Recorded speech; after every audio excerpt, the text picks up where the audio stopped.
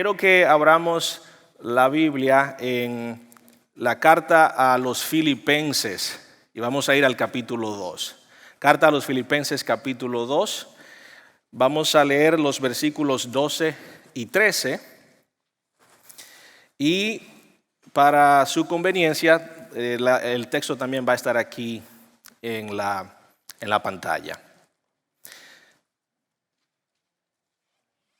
Dice allí la palabra de Dios: queridos amigos, siempre siguieron mis instrucciones cuando estaba con ustedes, y ahora que estoy lejos, es aún más importante que lo hagan. Esfuércense por demostrar los resultados de su salvación, obedeciendo a Dios con profunda reverencia y temor.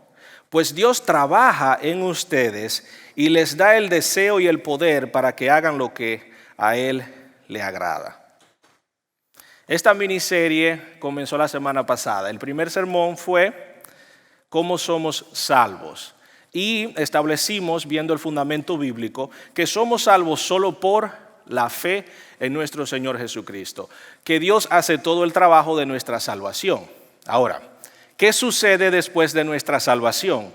Una vez Dios, a través del Espíritu Santo, viene a morar en nuestras vidas, ¿qué sucede? ¿Nos deja solo Dios y nos dice, ahí te veo al final de tu vida, nos vemos en el cielo? ¿Qué sucede después de que el cristiano es salvo? Hoy hablaremos de lo que sucede, de un proceso que toma lugar desde el momento en el que Dios sella al creyente con el Espíritu Santo hasta el final de su vida. Y es importante primero establecer el fundamento de que la salvación es solamente por la fe, que es un regalo, porque si no entendemos eso primero, no vamos a entender todos los mandatos a obedecer a Dios en la Biblia y en el Nuevo Testamento específicamente, porque podemos pensar que para ser salvos necesitamos hacer todas estas cosas, ¿verdad? Todas estas instrucciones que el Nuevo Testamento nos da. Y no es así. Estas instrucciones son dadas para ayudarnos a crecer, a madurar en la salvación que ya nos ha sido regalada solamente por la fe. Hay unas preguntas muy comunes que tenemos muchos de nosotros. Si realmente yo soy salvo, ¿por qué sigo luchando con el pecado? ¿Por qué no me quita Dios de una vez y por todas la naturaleza pecaminosa el día que me salvó? ¿Qué tan perfecto puedo llegar a ser en esta vida? ¿Existe la persona perfecta? ¿Por qué luego de ser salvo y teniendo el deseo de obedecer a Dios, todavía tengo una lucha hostil a veces con el pecado? Con pecados que arrastramos del pasado, con nuevos pecados que adoptamos, aún luego de ser cristianos. Conocí un hombre que conoció a Dios sinceramente, genuinamente, y tuve la oportunidad de discipularlo, hablar con él de la palabra de Dios y ayudarlo a crecer en su fe. Pero él venía de un pasado difícil y en los primeros meses de su conversión, de ser creyente, estaba muy entregado a Dios, sirviendo, y las evidencias de una salvación genuina estaban presentes.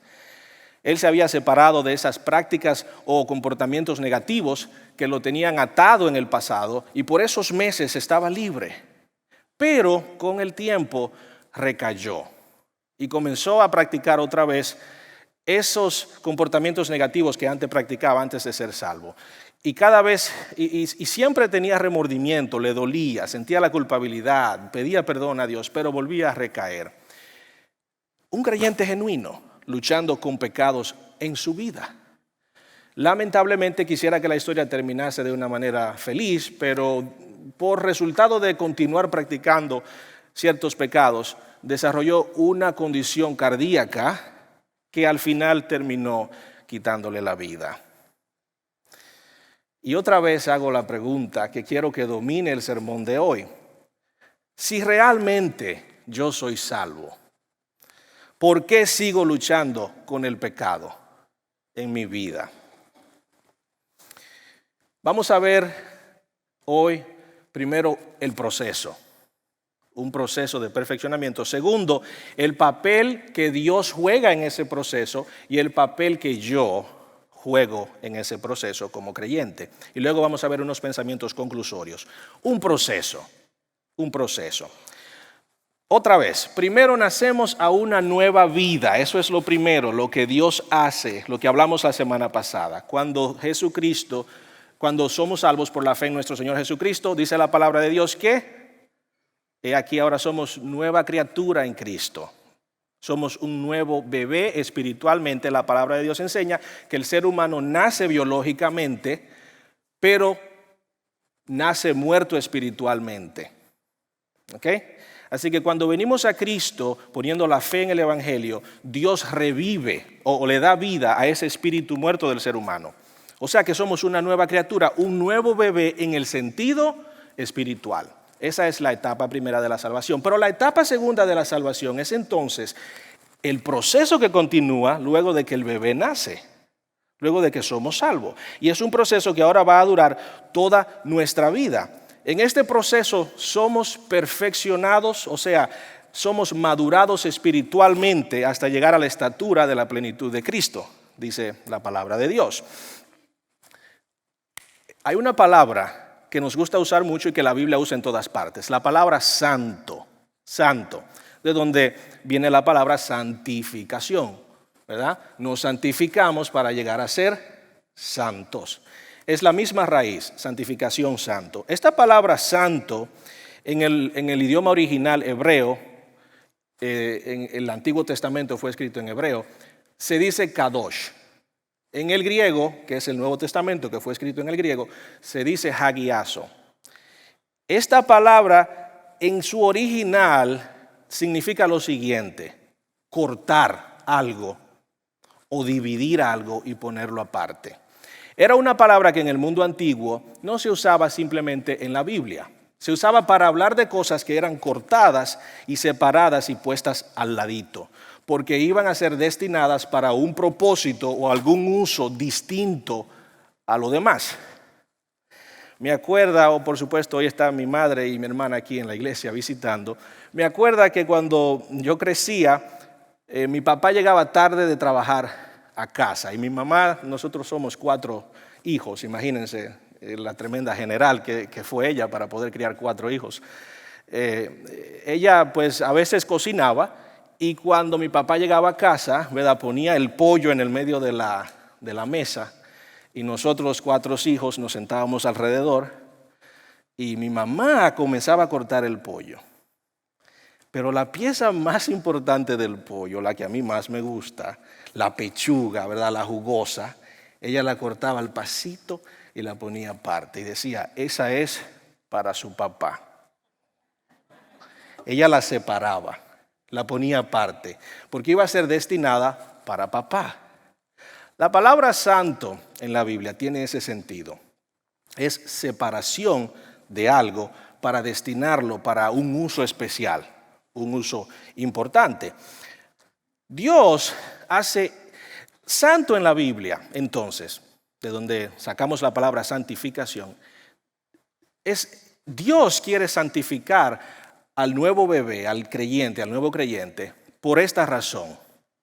Dios está más interesado en tu carácter que en cualquier otra cosa en tu vida. Dios está más interesado en tu perfeccionamiento como persona moral que en cualquier otra cosa.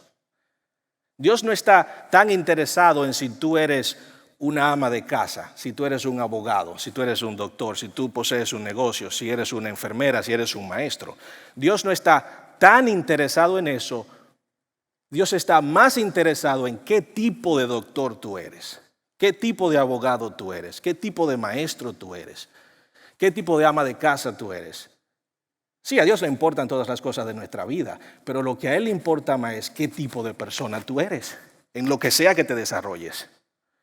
Dios está más interesado en nuestro carácter y por eso Dios nos santifica, ¿ok? O sea, nos separa en el sentido moral para perfeccionarnos, para hacer del nuevo bebé una luz en el mundo, algo distinto.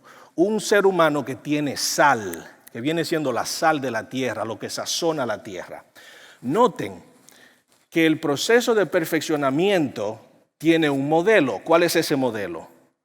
Jesucristo. Fuimos creados a la imagen y semejanza de Dios. O sea que todo ser humano es especial, refleja a Dios, porque así fuimos creados de acuerdo a Génesis capítulo 1. Pero esa imagen ha sido perdida, ha sido maltratada, ha sido opacada por el pecado. Y el proceso de maduración moral, de perfeccionamiento, de santificación, es un proceso en el que Dios está restaurando esa imagen perdida en el creyente. ¿Ok? ¿Y quién es el mejor ejemplo de esa imagen? Jesucristo.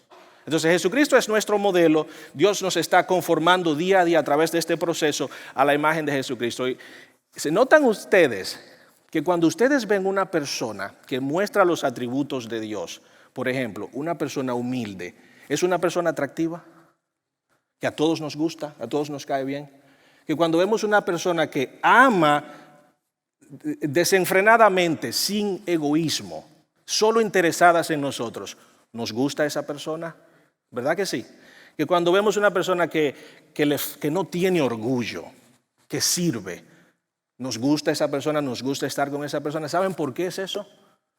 Porque vemos en esa persona la luz que sabemos, el modelo que en el interior del alma sabemos es nuestro, pero no lo tenemos y lo queremos.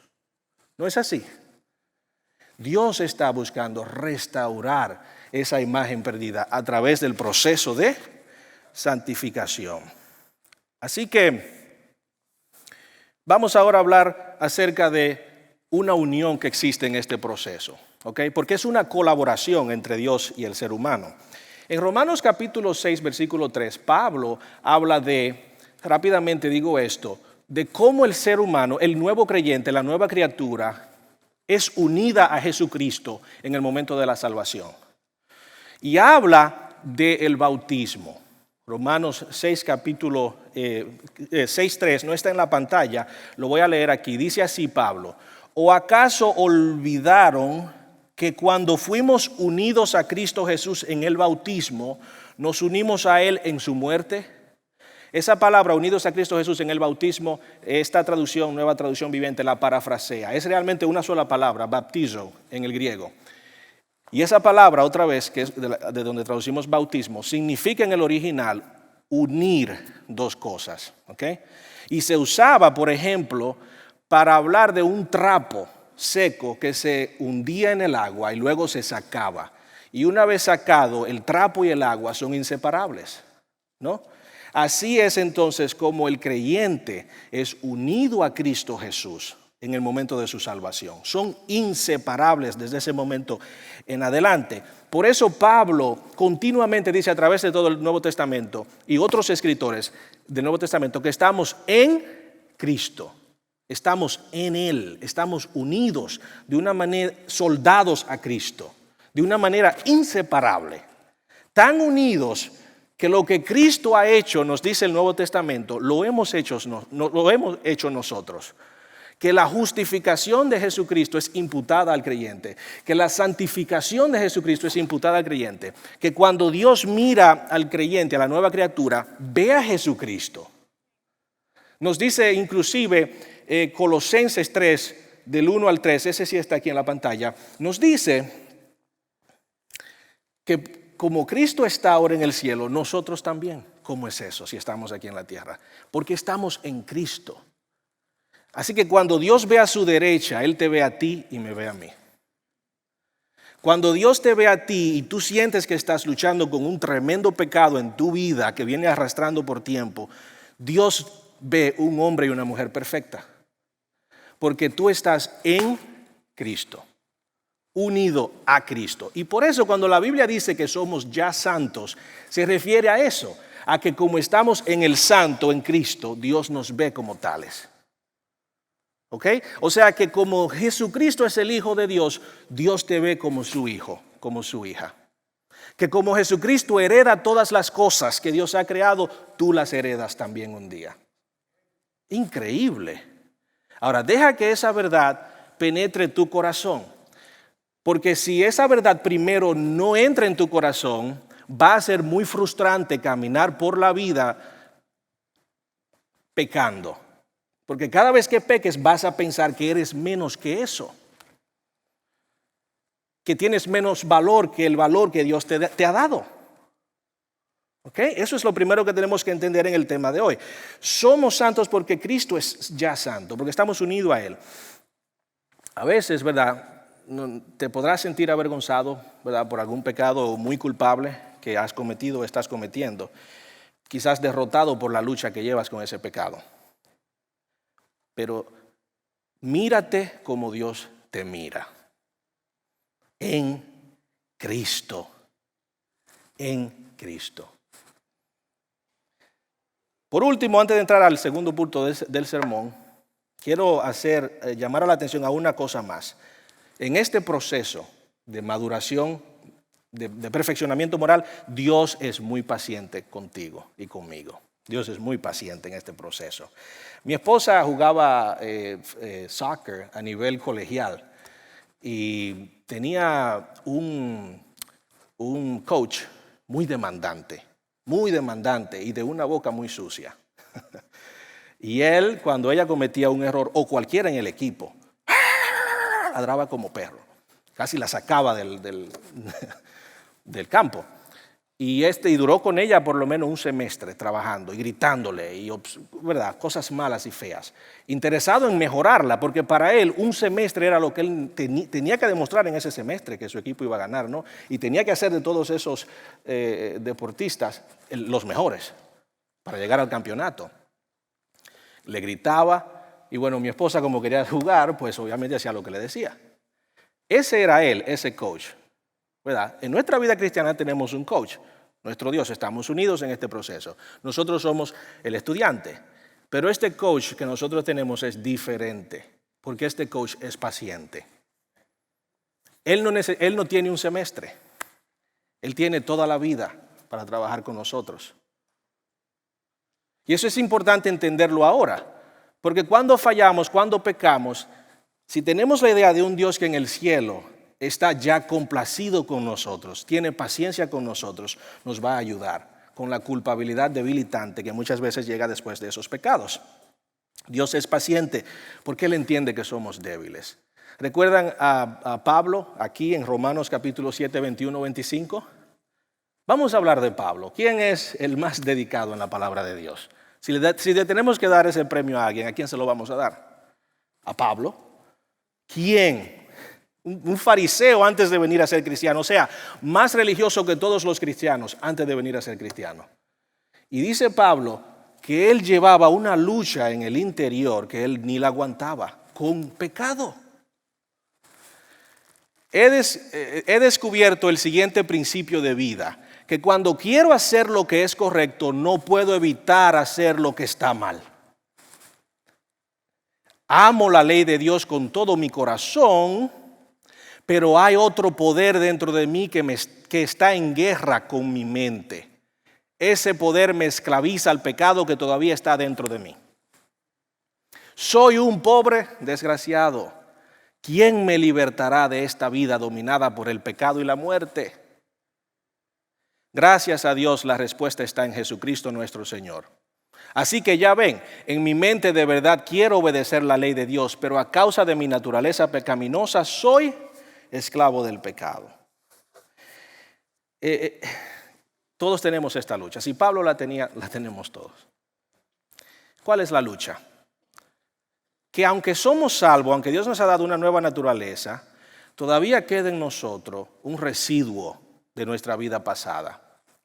Y es lo que la Biblia llama la carne. La carne. La carne es el deseo de cubrir nuestras necesidades sin Dios. Las necesidades de autoestima. Deseo de cubrirlas sin Dios. Nuestras necesidades de ser respetados y amados. El deseo de cubrirlas sin Dios. Y cuando queremos cubrir esas necesidades que todo ser humano posee, sin Dios, independientes de Dios, entonces tornamos a destruirnos a nosotros y destruir a los que nos rodean. Porque entonces tornamos a buscar esa identidad, esa autoestima, ese amor en cualquier cosa. Nuestra belleza física, una cuenta bancaria, una reputación de ser el mejor en algo, quizás el mejor, no sé, deportista, lo que sea que usted se dedique. Esa es la carne, el deseo de cumplir esas necesidades básicas de todo ser humano independientes de Dios. Pero ¿qué es entonces vivir de acuerdo a la ley de Dios? Vivir por el Espíritu, como Pablo lo pone. ¿Qué es? Es cubrir esas necesidades básicas en dependencia a Dios. Entender que somos dependientes de Él para cubrirlas, que Él lo puede hacer. Y el Evangelio es la respuesta en Jesucristo. Así que tenemos esta lucha interna increíble en el interior que nuestro Dios entiende. Me acuerdo cuando yo era más joven, yo montaba en un motor de una amistad que tenía, pero este era el único motor que cuando yo me desmontaba de él o motocicleta, se me quedaba el olor a quemado como por horas. Y donde quiera que yo iba, todo el mundo sabía que yo en algún motor me había montado. Y es así con la vida del creyente. Usted llega a ser cristiano, pero queda en usted algo que arrastra, que viene con usted, que va donde quiera que usted va. Sí, la iglesia es una comunidad de personas imperfectas. Bueno, la Biblia lo dice en todas partes, no es una sorpresa, ningún cristiano se sorprende cuando nos llaman hipócritas a veces. No hay por qué sorprendernos. Bienvenido a la familia de Dios. Bienvenido a una familia de personas imperfectas. Si usted es perfecto, ayúdenos. Somos imperfectos y Dios lo sabe, y este es el punto, Dios lo sabe. Dios lo sabe, esto no toma a Dios de sorpresa. Ahora, noten lo que dice Filipenses 1:6 ahí mismo, noten. Filipenses 1:6 dice, y estoy seguro, Pablo hablando aquí, estoy seguro de que Dios, quien comenzó la buena obra en ustedes, la continuará hasta que quede completamente terminada el día que Cristo Jesús vuelva. Esto es una promesa. Él la va a terminar con paciencia, porque Él entiende. Jesucristo, nuestro sumo sacerdote, compadeció todo lo que nosotros compadecemos. Él entiende la lucha. Él va a terminar la obra. Ahora, una pregunta que te voy a hacer, o mejor dicho, piensen ustedes en esas ocasiones en que usted ha tratado de ayudar a alguien difícil de ayudar, y usted ha tratado. Puede ser un hijo, puede ser una hija, puede ser una amistad, un esposo, una esposa, cualquier persona. Usted ha tratado de ayudarlo. Y a veces algunos de ustedes son muy pacientes y han durado hasta años tratándolo. Muchas veces llega un momento donde nosotros nos damos por vencidos. Nos damos por vencidos porque es que no quiere cambiar, o es que no entiende, o es que no oye, es que no cambia. Eso lo hacemos nosotros, ¿verdad? Pero ¿y Dios? Dios no. Dios no. Dios dice ahí que es hasta el final. Él la va a completar, esa obra. Vamos al punto 2 del sermón. El punto 1 fue un proceso. El punto 2 entonces es el papel de Dios y el papel mío en este proceso. Filipenses 2, 12 y 13 es el texto aquí. Dios, ¿qué hace Dios en este proceso? A través del Espíritu Santo, Dios produce el querer como el hacer. Ahí está. Y ahora que dice, en el versículo 13 es que está, dice que Dios produce el querer, pues Dios trabaja en ustedes y les da el deseo y el poder para que hagan lo que a Él le agrada. ¿Qué es lo que el Espíritu Santo hace? ¿Qué es lo que Dios hace? Ahí está. Les da el deseo, pero también les da el poder. Miren donde dice Dios trabaja en ustedes. Esa palabra en griego otra vez es una palabra, es la palabra energión, de donde viene la palabra energía. Dios nos da en una energía, digámoslo de esa manera, produce en nosotros lo que nos da el deseo de hacer lo bueno, pero también nos da el poder para hacerlo. Este es el papel de Dios en nuestras vidas. Noten ustedes que una nueva criatura, cuando una persona primeramente llega a ser cristiano, experimenta deseos diferentes, cositas que antes no hacía, ahora quiere hacer, ¿verdad? Se torna ahora en una persona un poquito más amable. Tiene el deseo de ser más amable. Se torna en un esposo o una esposa mejor, más amable, más considerada del otro. Nos volvemos personas que estamos más enfocados a los demás, menos enfocados en nosotros. Esa es la nueva vida, ese es el Espíritu Santo trabajando en nuestro corazón. Así que el Espíritu Santo nos insta a estas cosas, a amar más. También nos insta a orar. Tenemos un deseo de orar, a leer la Biblia. Tenemos un deseo de leer la Biblia. ¿De dónde vienen esos deseos que no teníamos antes? Pues lógicamente tiene que ser la energía del Espíritu Santo en nuestro interior, la nueva vida que está en nuestro interior. Ahora, Él nos insta a hacer estas cosas. Y yo quiero decirles aquí, antes de entrar al papel nuestro en este interior, que sabiendo yo esto, que Dios está trabajando en mi interior, provocando estas cosas, me da una profunda seguridad, una profunda confianza de que Dios me va a hacer crecer, de que Dios está trabajando, ¿ok? Está trabajando. Ahora, ¿cuál es mi parte? Porque Dios ya está haciendo su parte. ¿Cuál es mi parte? Cooperar con lo que Dios está haciendo. Cooperar con los estímulos del Espíritu Santo en el corazón. Hay un pastor, dice un relato, que le encantaba la jardinería.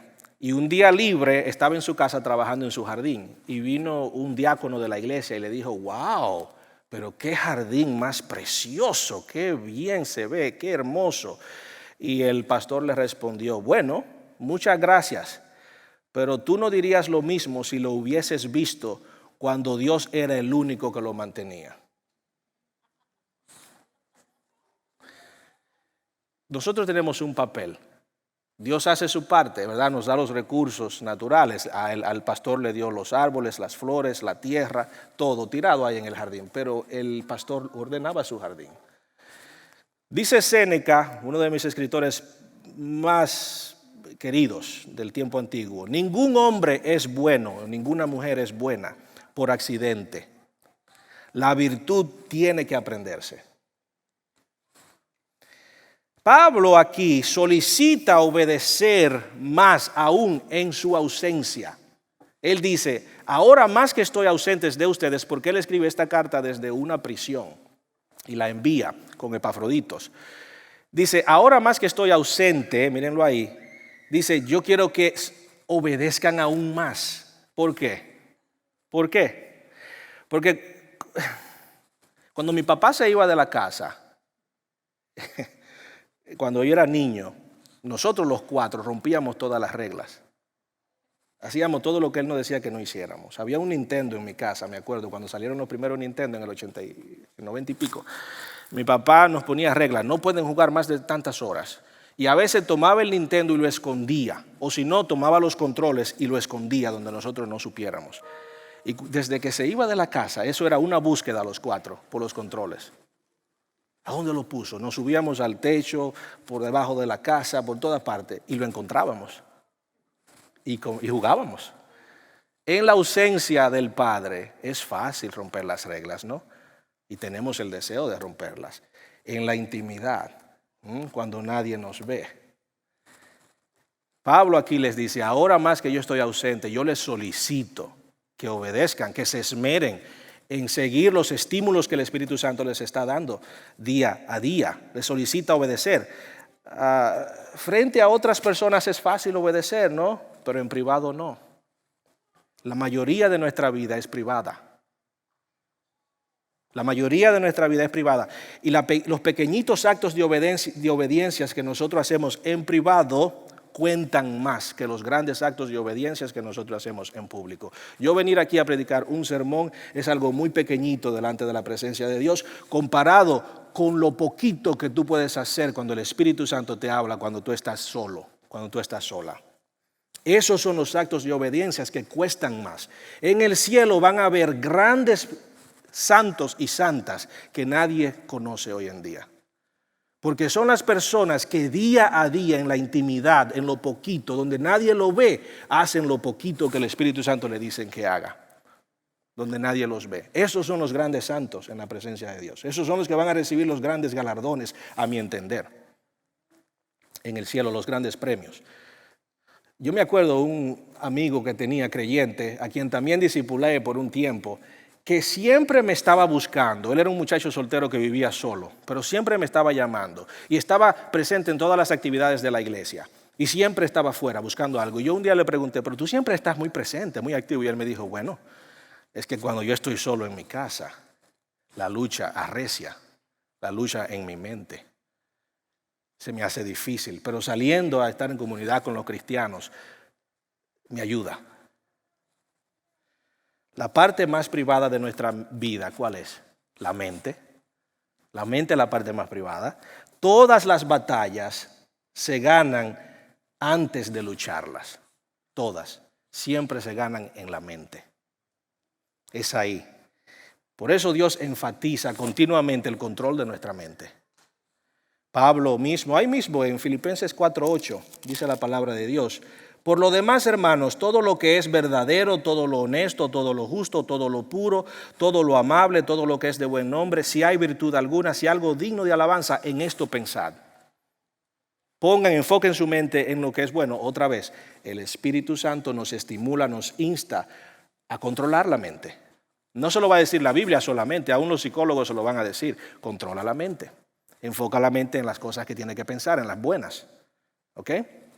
La Biblia nos dice en que debemos enfocar la mente. Pablo nos dice en Romanos 12:2 que tenemos una lucha en la mente y que tenemos que tomar control de la mente. ¿Cómo? Llenándola de la palabra de Dios, llenándola de buenos pensamientos, uniéndonos con las personas y las amistades correctas que nos van a ayudar a tener la manera correcta de pensar. Es una lucha, hermanos, es una lucha constante, y en esta sociedad donde la atmósfera de los medios de comunicación está contaminada por los valores anticristianos, ¿verdad?, del mundo, es muy difícil controlar la mente.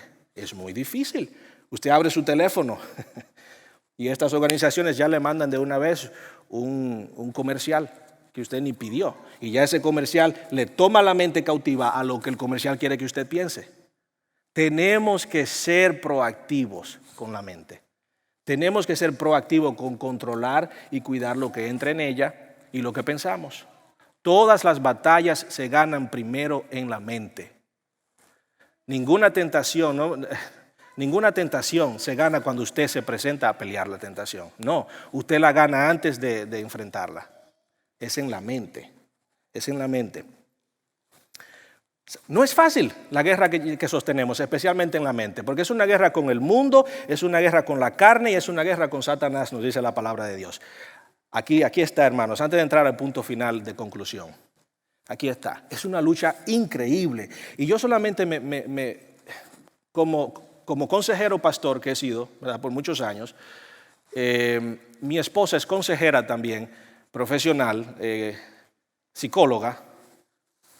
La lucha que la gente lleva en la mente es increíble.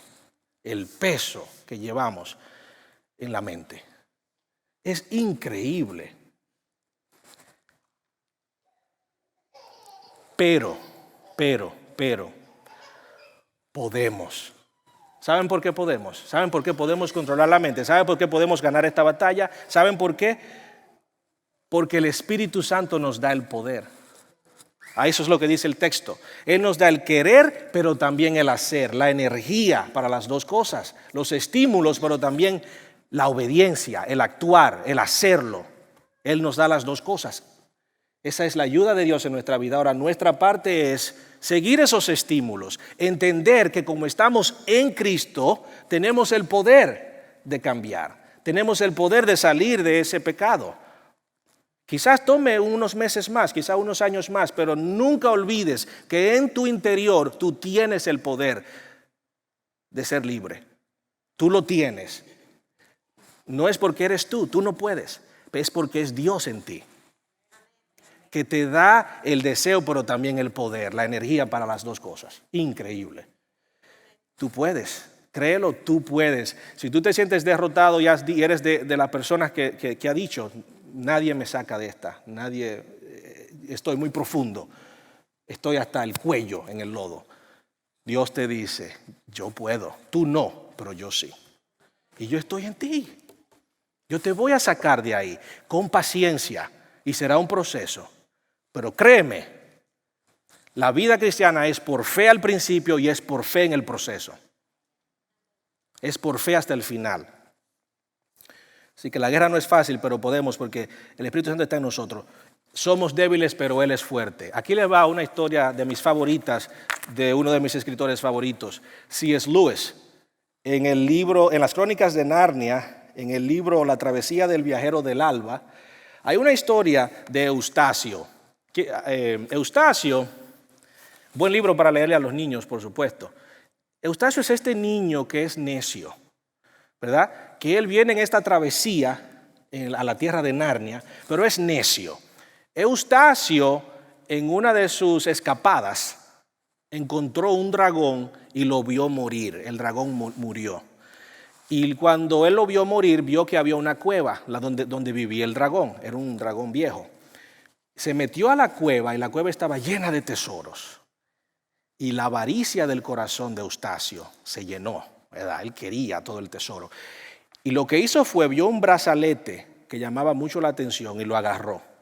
Y este niño Eustacio se puso el brazalete en la mano y sin darse cuenta se cayó a dormir y se levantó convertido en un dragón. ¿Están conmigo? Se levantó convertido en un dragón.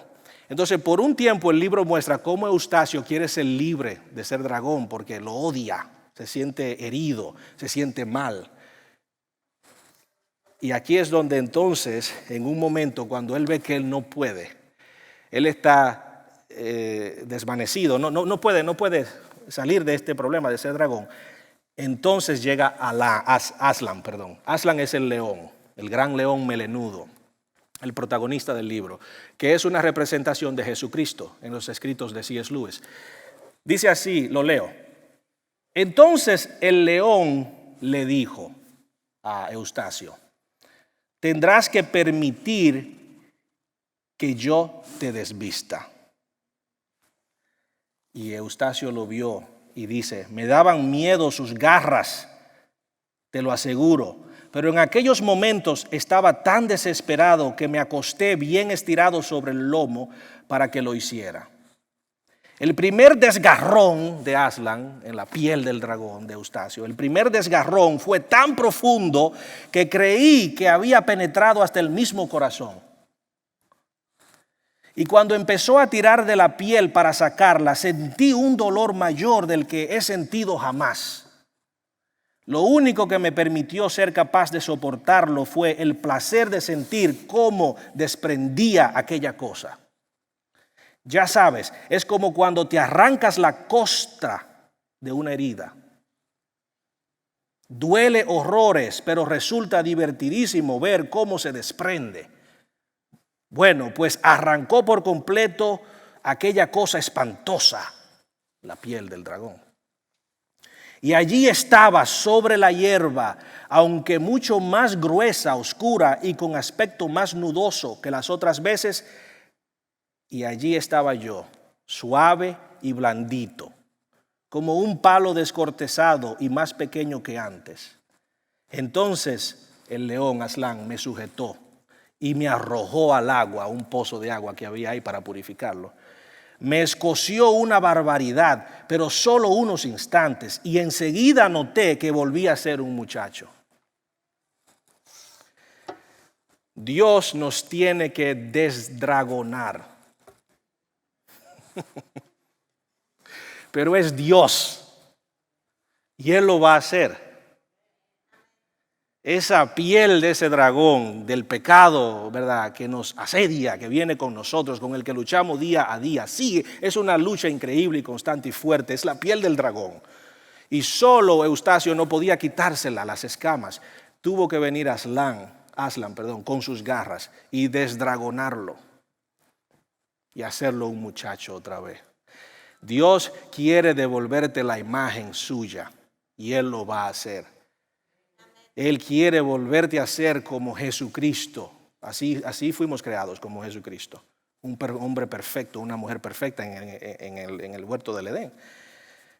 Vamos ahí entonces a entrar al punto final, pensamientos concluyentes, ¿ok? Primero vimos que era un proceso, que este es un proceso. Segundo, el papel de Dios y el papel mío en el proceso. Y ahora vamos a ver unos pensamientos concluyentes. Primero es que quiero hacer una aclaración, ¿ok? Nosotros no cooperamos para ser salvos. Dios hace eso por la fe en Jesucristo.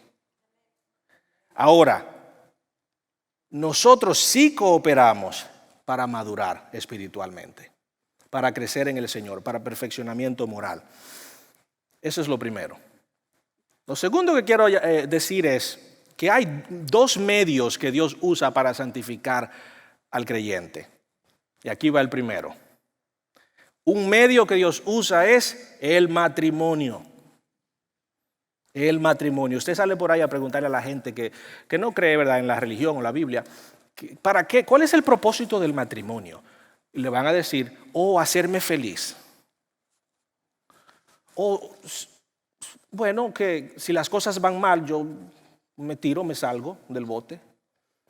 Y se entiende, hay cosas, ¿verdad?, que no se pueden aguantar. Hasta la Biblia enseña eso. Pero esa es la idea normal con la que la gente viene al matrimonio, ¿no?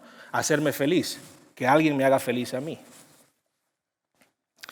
Pero como Dios intencionó el matrimonio en la Biblia, no fue así.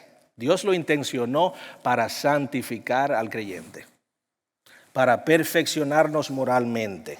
Eso está en toda la Biblia. Porque en el matrimonio, usted lo sabe y lo sé yo, y todo el que está casado lo sabe. Si usted permanece, usted sabe que está permaneciendo con un imperfecto o una imperfecta. ¿No es así? Y que requiere mucha paciencia.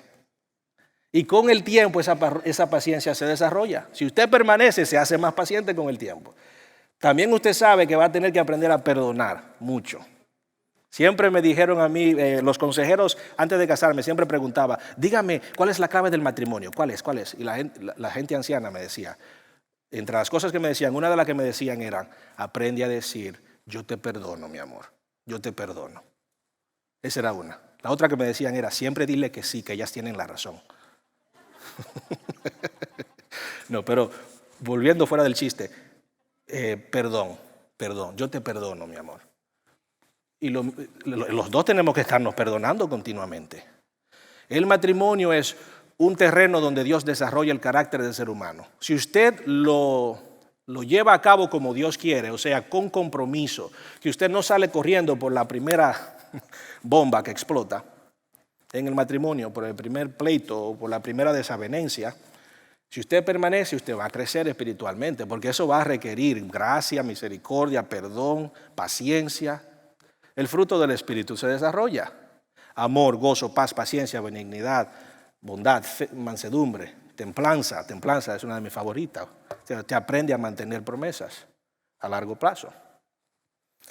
El matrimonio entonces es uno de esos medios que Dios usa para perfeccionarnos. Y antes de moverme al segundo medio, pensemos en el matrimonio de esta manera. Si tú sigues pensando que el matrimonio es para hacerte feliz, vas a ser infeliz para el resto de tu vida. Porque el matrimonio no te va a hacer feliz. Hay muchas cosas buenas en el matrimonio y muy bonitas, lo sabemos. Pero no te puede hacer completamente feliz. No puede. Entonces, entiende que el matrimonio ha sido diseñado es para que tú crezcas y para que ayudes a tu pareja a crecer espiritualmente. Si tú reflejas la imagen de Cristo en el matrimonio, tu pareja la puede ver y viceversa. Ahora, el segundo medio que Dios usa para perfeccionarnos es las pruebas. Las pruebas. Dios quiere madurarnos por medio de las pruebas. A veces usted dice, me está pasando esto malo en mi vida. Algo malo hice yo. Dios trajo esta prueba a mi vida. ¿Por qué me está pasando esto? ¿En qué pequé? ¿Qué fue lo que hice? Y no es así. Dios no siempre trae pruebas a nuestras vidas por nuestros pecados. Sí, a veces sucede que las consecuencias las cosechamos de los errores que cometemos. Pero muchas veces no es así. Dice la palabra de Dios que Job era perfecto, o sea, en carácter, una persona recta. Y Dios le trajo todas estas pruebas. ¿Cómo explicamos eso? Jesucristo era perfecto, entonces ¿por qué tuvo que pasar por todas sus pruebas? Las pruebas llegan a nuestras vidas muchas veces porque es parte del plan de Dios para perfeccionarnos. Porque luego de esa prueba tú vas a terminar siendo más paciente, más amable. ¿Se ha dado cuenta usted que cuando usted es herido en un área de su vida, usted se vuelve más noble, más empatético hacia la gente que ha pasado por eso? Las pruebas son una manera de Dios sacar ese amor del interior para ofrecérselo a otros. Nos hacen más humildes. ¿Ha fracasado usted en la vida en algo? Yo he fracasado 20 veces en muchísimos proyectos y cosas que he iniciado. Pero ¿cuánto aprendemos y cuánto crecemos? Una de las cosas que yo he aprendido es humildad. Cuando a mí me despidieron de mi trabajo, a mi segundo año de casado, cuando mi esposa tenía 7 meses de embarazo, yo pensaba que yo estaba en la cima del mundo, en mi gran trabajo, y me despidieron. ¿Y qué me enseñó esa prueba? Muchas cosas, pero una de ellas fue humildad. Tú no eres tan especial como te lo crees. Y para toda la vida me ha ayudado. Dios trae las pruebas a nuestras vidas para perfeccionarnos moralmente. Para perfeccionarnos.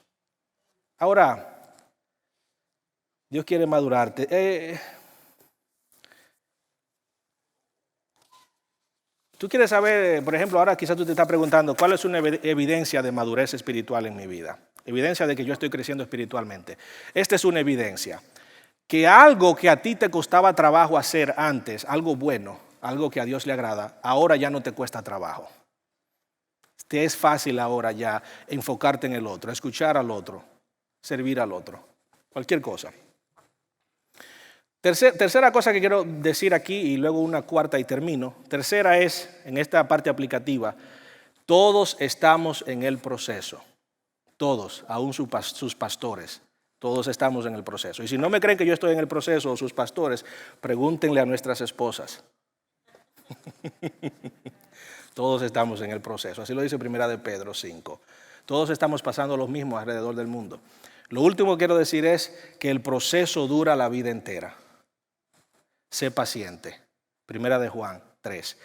La conversión de un alma es milagro que ocurre en un momento, pero la creación de un santo es una tarea de toda una vida. Así lo dijo alguien. Tú no puedes agilizar a Dios en el proceso. Dios va a su velocidad. Dios tiene un plan con tu vida. Y es un proceso gradual y es un proceso lento. Y aun cuando parezca que Dios no está ahí trabajando, déjame decirte, Dios está ahí trabajando. Yo me acuerdo ir a la tienda de un sastre cuando vivía en Nueva York. Y cuando yo abría la puerta, estaba llena de ropas y olía a sastre, a ropas, todo. Pero no había nadie en la tienda. Y yo me acuerdo que tenía que gritar y decir, ¡hey! ¿Hay alguien aquí? Y luego de unos segundos salía este señor cojeando, anciano, de atrás, con una cinta alrededor de su cuello y las tijeras en las manos o hilo o algo en la mano. Y venía donde mí me decía, sí, yo estoy aquí. Aunque parezca que Dios no está trabajando en tu vida, Dios siempre está ahí atrás. Siempre está trabajando en tu vida. Dios nunca está ausente, este proceso no se detiene. Y Dios cumple su parte, aun si tú no cumples la tuya. Dios siempre está trabajando, como ese sastre. Allá estaba trabajando con algunos pantalones rotos. Dios siempre está trabajando en tu vida. El fruto del Espíritu es uno de los ejemplos más claros de cómo el cristiano crece, ¿verdad? El fruto del Espíritu, dice Gálatas, capítulo 5, que es amor, gozo, paz, paciencia, benignidad, bondad, fe, mansedumbre, confianza. Noten que es la ilustración de un árbol, ¿no? Antes de que haya un fruto tiene que haber un árbol. Me gusta la ilustración por esto, porque para uno desarrollar todas esas cualidades toma tiempo. Tiene que crecer el árbol primero, luego el fruto, ¿no? Toma tiempo. Y ustedes han visto esos árboles, ¿verdad? En los que nos gusta tomarnos fotos. A veces usted se pone a indagar cuándo fue ese árbol plantado ahí. Y a veces se sorprende uno de saber, 200 años lleva ese árbol ahí. Hay árboles que tienen hasta 500 años plantados. Y cuando usted los ve son árboles frondosos, enormes, grandes, que proveen tremenda sombra y ayuda al ser humano. Pero esos árboles comenzaron como un pedacito de un tallo o una semillita. Y duraron 500 años para llegar a ese nivel. El proceso dura toda una vida. El proceso de santificación dura la vida entera. Sé paciente contigo mismo. No te des por vencido. Sé paciente. ¿Estás luchando con un pecado hoy en día? ¿Llevas un pecado por muchos años? Sé paciente. Dios está trabajando en ti como ese sastre. Tú ahora trata de hacer lo que tú puedas escuchando las indicaciones del Espíritu Santo en tu interior, en tu conciencia, porque Él te habla continuamente. Ven a la iglesia, sé parte de una familia de creyentes donde puedes ayudar a crecer, te pueden ayudar a crecer. Voy a leer esta cita otra vez tomada de C.S. Lewis, uno de mis escritores favoritos, para concluir. Imagínense cómo si ustedes fuesen una casa viviente, ¿ok? Un hogar, una casa viviente. Imagínense eso. Dios entra a reconstruir esa casa. Al comienzo quizás puedan entender lo que Él está haciendo. Está arreglando las cañerías y las goteras del techo y todas esas cosas. Ustedes sabían que había que hacer esos trabajos. Así es que no se sorprenden de lo que Dios está haciendo en la casa. Pero luego Dios comienza a golpear por todas partes la casa, por todos los lados, de un modo que duele abominablemente y no parece tener sentido. ¿Qué es lo que pretende Dios hacer? La explicación es que Dios está construyendo una casa completamente diferente de la que ustedes pensaban, haciendo una nueva ala aquí, poniendo un piso extra allá, llevando torres o levantando torres aquí, abriendo patios por allá. Ustedes pensaron que Dios los iba a transformar en una casita decente, pequeñita. Pero Él está construyendo un palacio. Dios pretende venir a vivir en ese palacio Él mismo. Padre, muchas gracias por tu palabra, por este proceso de santificación que se torna a ser tan frustrante muchas veces cuando luchamos con nuestros pecados, frente a frente, cara a cara. Es frustrante, es difícil, a veces nos sentimos culpables o aún dudamos de nuestra salvación, porque creemos que no somos salvos, que algo anda mal con nosotros. Y es porque no entendemos que esto es un proceso. No entendemos que nuestra salvación no depende del proceso, sino de tu justificación en Jesucristo, de la fe puesta en Él, en su sacrificio, y que ahora estamos en un proceso donde tú nos estás ayudando a crecer. Ayúdanos a madurar, a seguir las pautas, los instintos que el Espíritu Santo pone en nuestras mentes, en nuestro interior, en nuestra conciencia. Ayúdanos a crecer en esta vida como creyentes, a parecernos más a ti con el tiempo. Danos también paciencia con los creyentes que nos rodean, nuestras parejas, al entender que ellos también están en el proceso y necesitan de nuestra paciencia y ayuda para crecer en ese proceso. Mi Dios, tú eres soberano sobre todas las cosas. Tú nunca nos abandonarás. Tú siempre serás paciente con nosotros en este proceso. Ayúdanos a nosotros a ser obedientes a ti. Glorificado sea tu nombre, en el nombre de Jesús. Amén.